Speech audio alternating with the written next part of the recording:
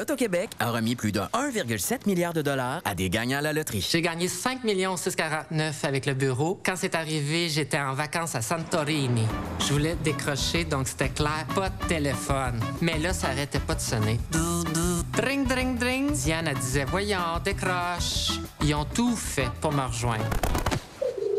Il a envoyé des pigeons. Cette histoire n'est peut-être pas 100% vraie, mais Olivier et son groupe sont des vrais gagnants du Loto 649. Non, il n'y avait pas de pigeons. Chérie, me passerais-tu le beurre? Merci. C'est plate. Cette heure, toute la partie se passe rien que d'un bord.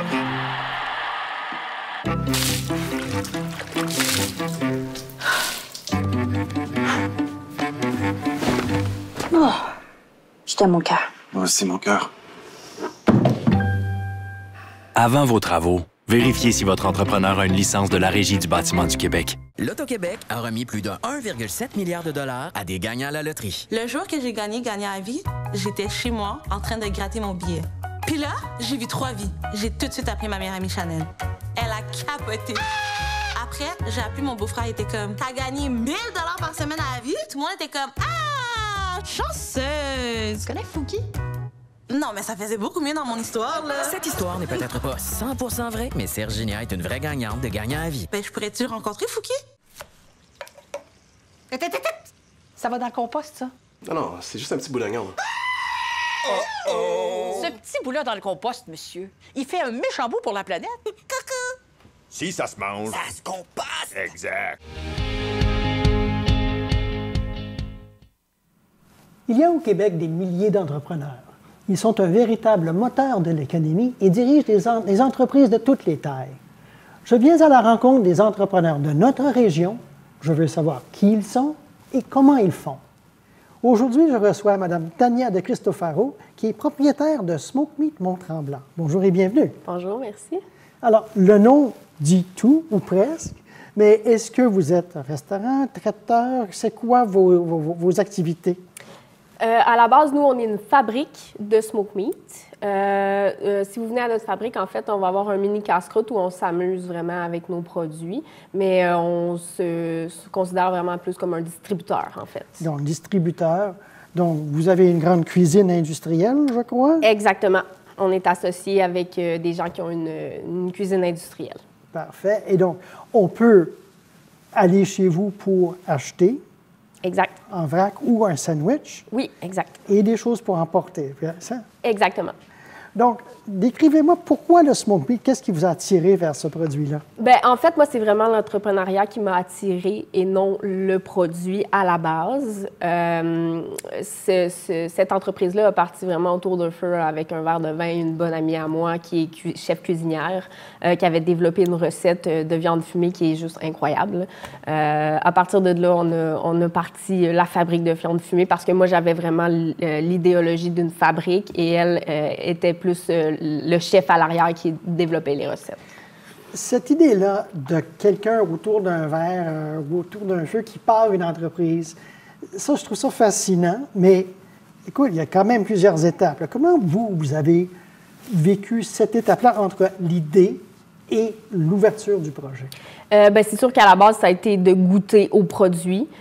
Ensuite, tout a été assez vite. Donc, c'est elle qui a cuisiné. Oui, exactement. Donc, vous avez cuisiné, goûté chez elle, probablement. Exactement. OK. Puis ensuite? Ensuite, on a commencé à vraiment développer l'entreprise, comment on voulait dans quel sens on voulait que ça aille. Tu sais, nous, on le voit, encore une fois, on est un distributeur parce qu'on veut s'apporter du travail, tu sais. On est vraiment un casse-croûte pour faire déguster, mais on veut vraiment être un distributeur, en fait, là. Fait que ça partit très petit et ça devient gros. Okay. Fait que oui, il y a plusieurs étapes. Oui, mais c'est cette notion, donc vous avez comme goûté, vous avez décidé, vous avez dit, OK, là, on ne veut pas être un restaurant, parce que ça aurait pu être un choix de devenir un restaurant. Absolument. On ne veut pas être casse-croûte, on veut être, distributeur. C'est un choix parmi d'autres. Oui. Ça veut dire quoi, être distributeur? Ça veut dire qu'on crée un produit, qu'on fait goûter un produit, que les gens vont aimer, qu'on va vouloir avoir dans leur restaurant, dans leur casse-croûte, dans leur épicerie fine. Et là, à partir de là, c'est nous qui vont créer à volume. Et puis, c'est là qu'elle est l'argent là, pour nous. Là. Et pourquoi partir ça à Tremblant? Pourquoi? Parce qu'il n'y en a pas à la base. Et puis, parce que en fait, moi, je viens de la Rive-Sud de Montréal. Puis, on a décidé de s'en venir vers Tremblant parce qu'on trouve qu'il y a beaucoup d'entrepreneurs ici. Puis, je trouve que les gens s'aident beaucoup, en fait. Puis, c'est une ville qui gagne à être développée, là, en fait. Là. Donc, vous êtes arrivé à quel moment pour fonder ça ici? Moi, ça fait 5 ans que je suis à Tremblant. J'ai toujours travaillé dans des skate shops. Je vendais des snowboards, des trucs du genre. Et puis, je suis tombée enceinte. J'ai eu mon congé de maternité. Fait que là, je savais pas trop ce qui était en avant de moi. Et puis, ce projet-là s'est présenté à moi, là, un petit peu comme un cheveu sur la soupe, en fait. Là. Fait que ça a été très rapide. Là. En quelques mois, on avait monté l'entreprise, parti l'entreprise. Là. Puis encore, je vais revenir à cette notion parce que vous allez très vite sur monter l'entreprise. Mais il faut... Bon, vous avez votre vidéo, on en parlait de ça, mais là, il faut du financement quelque part. Comment vous avez fait pour trouver ça? Au niveau du financement, bien, on n'en a pas eu besoin tant que ça parce que de la façon qu'on a monté l'entreprise, moi, je travaille vraiment en collaboration avec la Brigade, qui est une usine de transformation alimentaire. Je loue mon local là. Je loue les employés, si on veut aussi. Fait que moi, je suis travailleur autonome. Je suis vraiment une bannière dans la Brigade. À partir de là, c'est de t'enregistrer, ton nom d'entreprise, d'y aller tranquillement, pas vite. Mais nous, on n'a pas demandé de financement parce qu'on est allé avec les moyens qu'on avait. Le but de notre entreprise, c'était vraiment de ne pas aller chercher du financement pour que si cela ne fonctionne pas, bien qu'on ne soit pas pris dans un trou avec ça. Là. Mais bon, est-ce que vous êtes toutes les deux toujours là-dedans? Oui. OK. Qui fait quoi? Moi, je suis vraiment plus dans le développement de l'entreprise, le marketing, la vente, la formation des employés. Là, on est à la recherche d'un local éventuel, peut-être pour ouvrir vraiment un casse-croûte. Fait que moi, je suis vraiment ce côté-là qui est plus business, marketing, papier. Et puis, mon autre partie, elle est plus dans la cuisine. Dans la cuisine. Oui, exactement. Comme au départ, essentiellement. Exactement. Comment on arrive à se faire connaître quand on lance quelque chose comme ça? Se trouver un marché, là, ça, j'entends. Bien, c'est sûr que de faire goûter son produit, c'est vraiment c'est très important. Au niveau de la Chambre des commerces aussi, je pense que les gens sont très présents pour nous aider. Bien, c'est beaucoup de bouche à oreille, là, je dirais, à Tremblant, là, parce que c'est très touristique. Donc, on n'a pas une clientèle nécessairement... On a une clientèle régulière, mais qui est la moitié de notre clientèle. L'autre moitié de la clientèle va être une clientèle touristique. Fait que là, je crois qu'on est arrivé à conquérir la clientèle locale. Maintenant, ça va être la clientèle touristique. Là, c'est aller porter des pamphlets, faire des concours, beaucoup de Facebook, Instagram. On y va comme ça, nous. Là. Smoke Me, c'est quelque chose qui est bien connu et je pense très bien apprécié au Québec. Est-ce que vous sentez que vous êtes en compétition avec d'autres mondes ou c'est quoi comment vous vous placez dans ce marché-là? Oui, on l'est parce que c'est sûr que nous, on est un smoke meat qui est non traditionnel.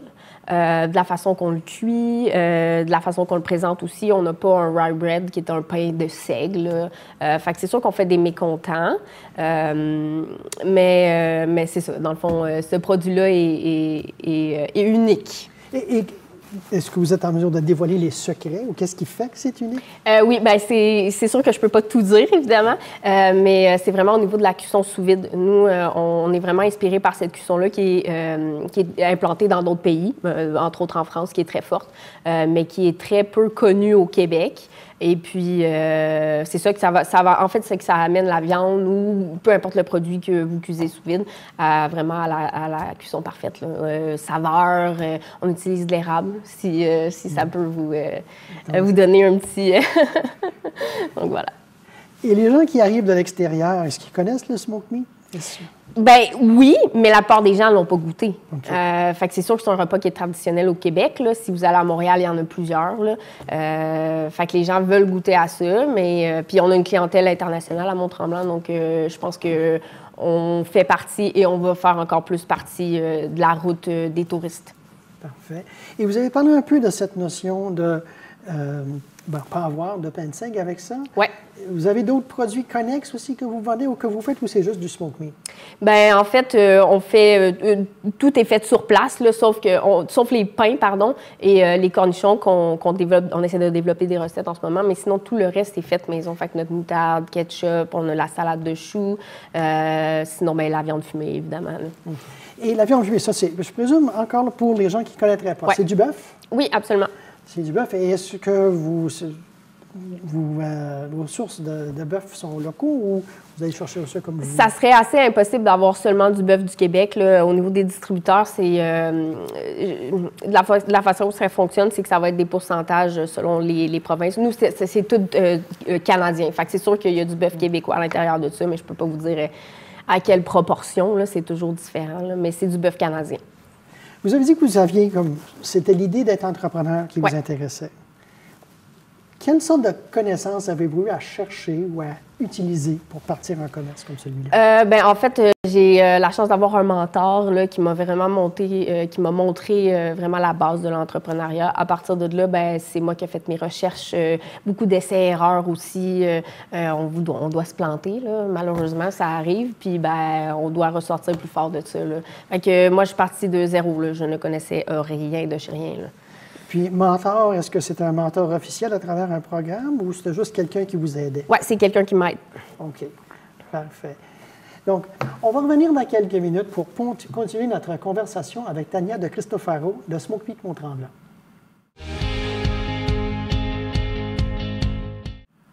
Me voici de retour avec Tania de Cristofaro de Smoke Meat Mont-Tremblant. Bienvenue. Merci. Alors, est-ce que vous avez une journée typique? Au travail? Oui, comme entrepreneur. Ça commence toujours, évidemment, avec la paperasse. On n'a pas le choix, on n'y échappe pas, même si c'est la partie que moi, j'aime moins. Là. Ensuite, on prépare le casse-croûte. On sort les viandes fumées. Sinon, ça va être d'aller à travers tout ça, là, selon comment la journée se déroule. Parce que quand on a un restaurant ou, peu importe, dans l'industrie alimentaire, ça se passe jamais comme on veut. Hein. Fait que c'est vraiment de gérer à la minute. Là. Et est-ce que vous travaillez 5 jours par semaine ou c'est quoi un genre d'horaire? Je vous dirais que moi, le casse-croûte ouvert à 11 heures. Fait que je peux arriver à l'heure que je veux le matin. Là, je m'occupe de mon garçon à la maison. Sinon, c'est du 6 à 7 jours par semaine. Là. Des fois, c'est un petit peu de temps à la maison. Des fois, c'est des événements. Des fois, on rentre le soir parce qu'il y a des petits moments de panique sur certaines choses. Fait que c'est très irrégulier comme horaire. Là. Mais puisque vous êtes deux, ça doit aider. Absolument, absolument. On doit compter sur la personne avec qui on est, ça c'est clair. Là. Et puis moi, je peux compter sur elle autant qu'elle peut compter sur moi. Là. Est-ce qu'il y a des choses que vous faites que vous aimez vraiment plus que d'autres choses? Le service client, là, moi, le contact avec le client, c'est vraiment ce que je préfère. C'est ce que j'ai toujours aimé. Là. Fait que une entreprise, pour moi, devait avoir le côté clientèle. Là. Fait que c'est vraiment mon contact avec le client. Donc, le contact, juste de savoir ce qu'ils veulent ou juste de parler avec le monde? Parler avec le monde, répondre à leurs besoins aussi, puis de savoir qu'ils sont heureux quand ils mangent ce que tu as préparé aussi. Là. C'est le client content. On aime ça. Quand vous avez à vendre votre produit, quoi les arguments qui marchent? Beaucoup les produits locaux. Les gens adorent quand on a des produits locaux. Là, je vous parlais tantôt de mon sirop d'érable dans la viande. C'est du sirop d'érable qui vient de la conception. Fait que, on essaie de travailler avec le plus de producteurs locaux possible. On a une version végétarienne aussi de notre smoke meat avec du tempeh de pois jaune qui vient de la conception. C'est Julien Claude qui le fait pour nous. Donc voilà.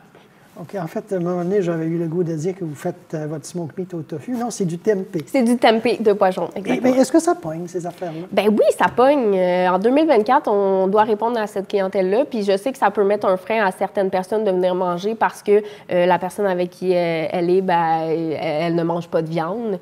Fait que là, ils n'ont pas de raison. Là. Si quelqu'un veut manger un smoke meat, j'ai la version pour le végétarien aussi. Là. Fait que oui. Et donc, il y a assez de marché pour ça, pour que ça marche. Absolument. Et donc, il y a ce côté-là, côté local, pour vendre votre produit. Ouais. Si j'étais devant vous, je n'avais jamais goûté à ça, y a-t-il d'autres choses que vous feriez pour me convaincre? je crois que vous seriez convaincu à la base, là, juste de rentrer chez... Bien, vous êtes venu à... oui, mais on va parler de façon en hypothétique. général. En général. Je pense que les gens sont conquis par... honnêtement, vraiment, avec les produits locaux aussi, quand on est humain avec notre clientèle, tu sais, la face de l'entreprise, c'est vraiment important. L'image, en fait, de l'entreprise. Je pense que les gens vont adhérer plus à l'image de ton entreprise qu'à ton produit. Donc, tu sais, quand les gens s'identifient et se sentent importants, là, je pense que c'est là la clé. Là. Parfait. Et dans tout ce que vous faites, est-ce qu'il y a des choses que vous trouvez le plus difficiles? Qu'est-ce que je trouve le plus difficile? Ben, je pense que d'aller chercher une nouvelle clientèle qui va dans les Schwartz de ce monde et qui nous compare beaucoup. Moi, c'est j'aime pas me faire comparer à une entreprise qui existe déjà, même si, bon, ben j'ai pas le choix, là, je suis dans une viande qui est très populaire au Québec, puis les gens font des routes de smoke meat. Là. Il y a des gens qui viennent à travers le Québec parce qu'ils ont entendu qu'il y avait une nouvelle place de smoke meat ouverte, ils font leur petit trip en moto, ils viennent manger un smoke meat. Ben, tu sais, là, on fait face à des critiques. Fait que moi, ça, je trouve ça difficile de me faire comparer à des choses qui existent déjà, là. Vous avez certainement des histoires je sais pas, drôles ou cocasses à raconter par rapport à ce que vous avez vécu, que ce soit des histoires avec des clients ou peut-être des histoires avec, je sais pas moi, une cuisine qui ne fonctionne pas un matin, je sais pas. Qu'est-ce qui vous est arrivé? Y a-t-il des choses qui vous sont arrivées qui... Notre local où on est situé manque souvent d'électricité. Okay. Fait que, je sais pas si c'est drôle ou si j'ai envie de pleurer quand ça arrive, là, mais des fois, les gens sont en train de commander puis là, on n'a plus d'électricité. Fait que là, c'est comme, bon, ben désolé. Fait que souvent, on va offrir un repas dans ce temps-là puis on dit aux gens de revenir. Mais ça, c'est très désagréable. Oui, en fait, tout le monde fait face à des choses de désagréables. Exactement. Exactement. Et donc, d'autres choses aussi par rapport à ce que vous avez vécu comme expérience? Je me considère chanceuse, là, je vais toucher du bois. Là, il ne m'est rien arrivé encore qui soit tragique ou cocasse. Ou, non, je pourrais vous dire que pas à date. Okay. Parlez-moi de comment vous vendiez vos produits. Est-ce que sous vide, c'est congelé, c'est frais? Comment vous les vendez? Nous, on offre les deux, en fait, parce qu'on a vraiment les deux types de clientèle. Il y a des gens qui viennent chercher des produits qui veulent les garder congelés. Fait qu'on les a congelés, mais on les offrait aussi. Fait que dans le fond, nous, on fonctionne avec le roulement comme ça. Les produits sont frais une fois avant qu'elles atteignent le 2 semaines. Nous, on va les congeler. Puis là, c'est là qu'on travaille vraiment avec les deux, mais je vous dirais que la plupart des gens aiment beaucoup les produits frais. Là. OK. Votre cheminement d'entrepreneur. Oui. Vous avez parlé un peu d'être dans le ski avant? Oui. Bien, la planche à neige, en fait. La planche à neige. Mais c'est quoi votre cheminement là, depuis, je ne sais pas moi, les études jusqu'à Smoke Meat Mont-Tremblant? J'ai un DEP en infirmière auxiliaire. Je n'ai jamais pratiqué. J'ai pratiqué comme préposé aux bénéficiaires en soins à domicile. J'ai fait un petit peu de maison de soins palliatifs. J'ai vraiment travaillé là-dedans pendant presque 10 ans. Ensuite, j'avais atteint un petit peu le bout de ce que j'avais à faire là-dedans. J'avais assez donné, là. Fait que je suis partie dans ma passion, qui est le snowboard. Là, je suis montée les échelons dans une grande compagnie, puis je suis devenue gestionnaire du plus gros magasin de snowboard au Québec. Et puis, quand la pandémie est arrivée, ben là, c'est là qu'on a décidé on a décidé de tourner tout ça et puis de repartir à nouveau, là. Donc, voilà. C'est quand même 3... carrières très, très, très différentes. Absolument. Est-ce qu'il y a quelque chose qui les unit, une trame qui unit tout ça? Oui, l'accomplissement. C'est vraiment dans les trois, je réussis à m'accomplir, puis à m'asseoir le soir, puis de me dire, ben tu sais, je suis fière de ce que j'ai fait, puis je sais que je peux en faire encore plus. Là. Ces 3 travails-là m'amenaient à repousser mes limites, en fait. Là. À pousser des limites, puis peut-être aussi à apprendre des nouvelles choses, à croître. Absolument. C'est quoi l'avenir de Smoke Meat Mont-Tremblant? Vous êtes là depuis un petit peu de temps, là. Vous avez parlé d'un nouveau local. Oui. C'est quoi, mais c'est quoi quand vous voyez l'avenir de Smoke Meat Mont-Tremblant? Qu'est-ce que vous voyez? Ben, à la base, moi, je l'ai toujours dit. Dans le fond, on a monté l'entreprise pour être capable de le franchiser. Tout en restant distributeur de cette franchise-là. Oui, exact. Donc, mais premièrement, c'est une grosse affaire que de passer à ce niveau-là. Ouais. Est-ce que vous êtes dans les démarches ou... Oui, il y a des belles choses qui s'en viennent pour nous, là, top secret, comme on pourrait dire. Mais oui, il y a vraiment des belles choses qui s'en viennent, puis on est là-dedans. Là. Et quelqu'un qui écoute cette émission, qui voudrait être franchisé, pourrait peut-être vous contacter. Absolument. Absolument. On est ouvert à toutes les candidatures. Oui. Ça va vouloir dire quoi, devenir une franchise? Bien, en fait, c'est assez facile. Là. Nous, on va vendre un clé en main. Dans le fond, tous les produits sont prêts et prêts à servir. Là. On fonctionne avec des fours. En fait, on fonctionne avec des fours un petit peu comme chez Subway. Là. C'est des temps qui sont déjà prédéfinis. Là. Fait que c'est super facile là, avec des paquets sous vide et tout. Toute la préparation est faite par nous. Fait que ça prend juste quelqu'un qui monte les sandwichs. Là. C'est très facile. Là. Donc, on peut peut-être voir ça à l'avenir dans d'autres municipalités. On aimerait bien, effectivement. Parfait. Tania de Christopher, on va revenir avec vous dans quelques minutes pour parler encore plus.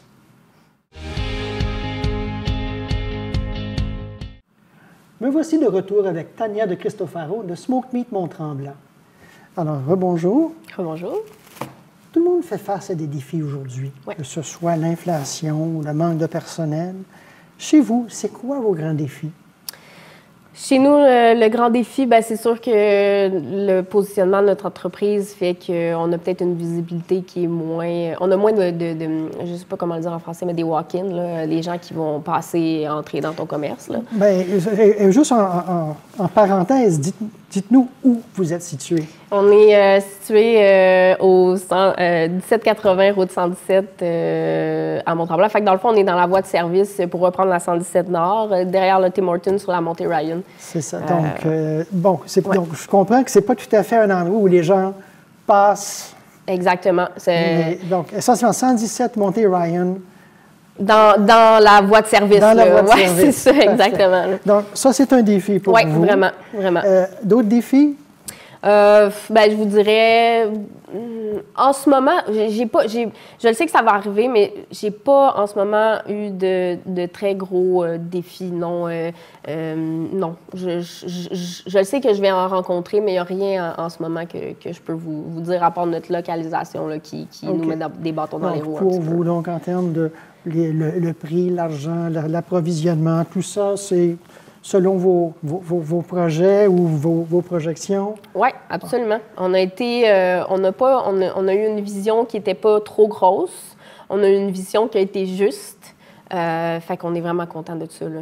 Tout s'en va exactement où on avait prévu. Là. Donc, c'est quoi pour vous un bon smoked meat?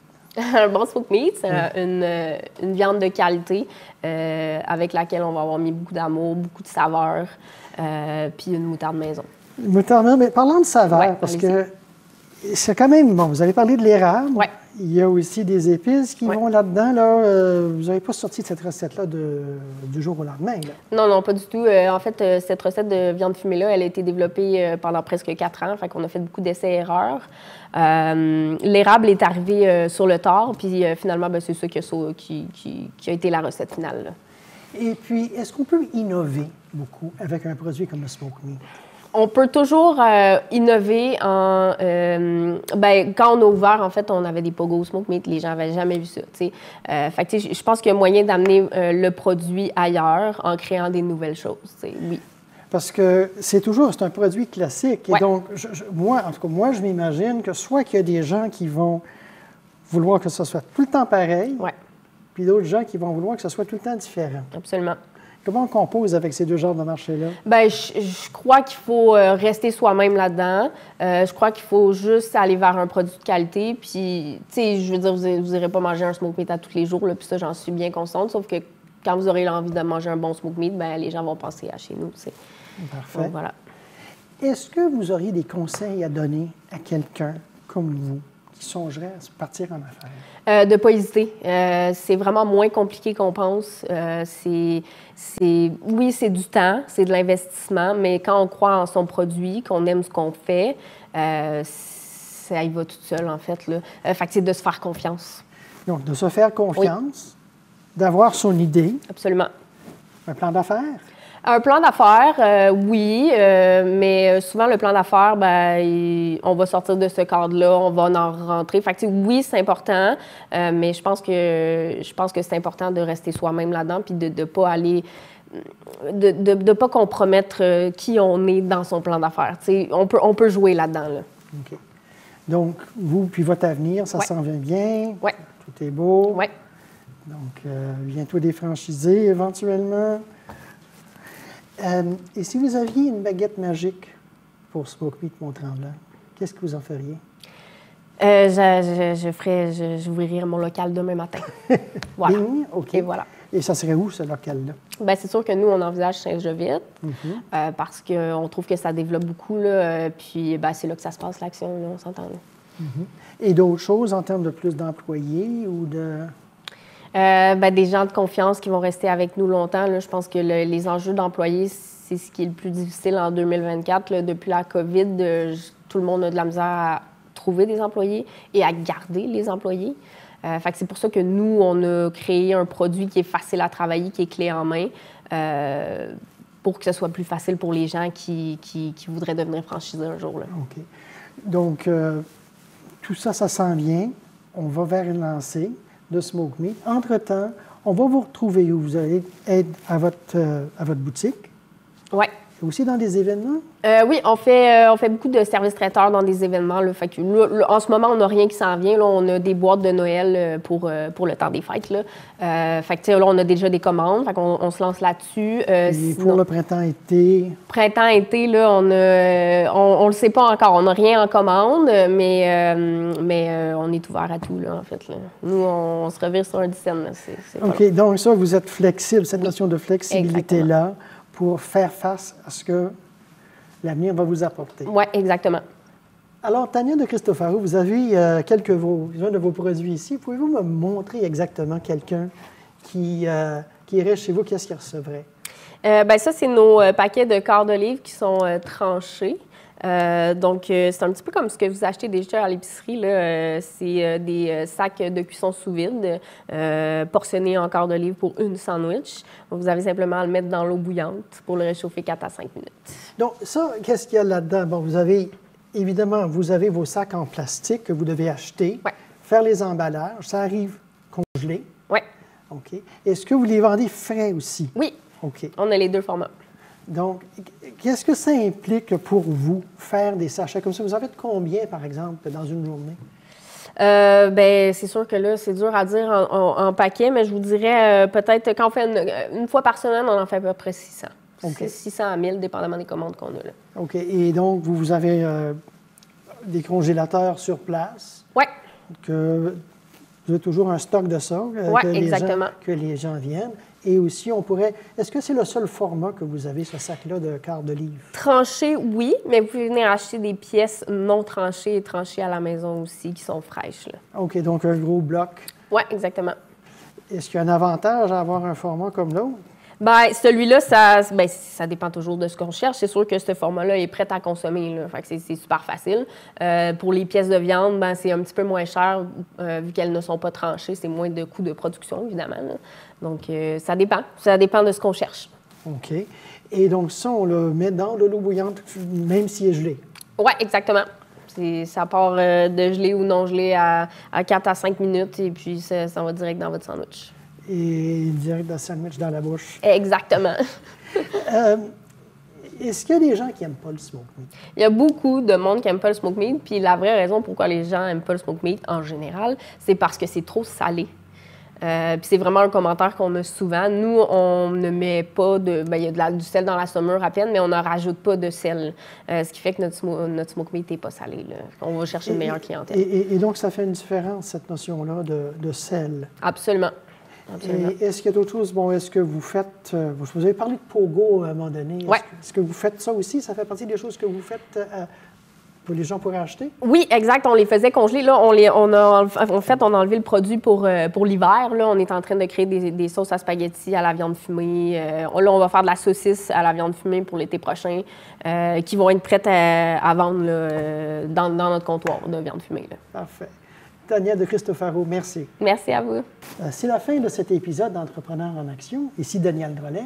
Je vous invite à nous suivre dans les médias sociaux et à consulter aussi les autres émissions qui ont déjà été mises en ligne. À la prochaine.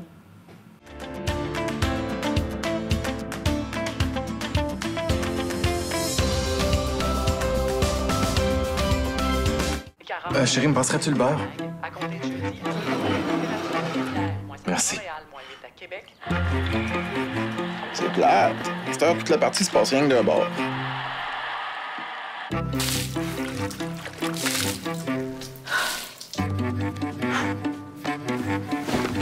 Oh, je t'aime mon cœur. Moi aussi, mon cœur. Avant vos travaux, vérifiez si votre entrepreneur a une licence de la Régie du bâtiment du Québec.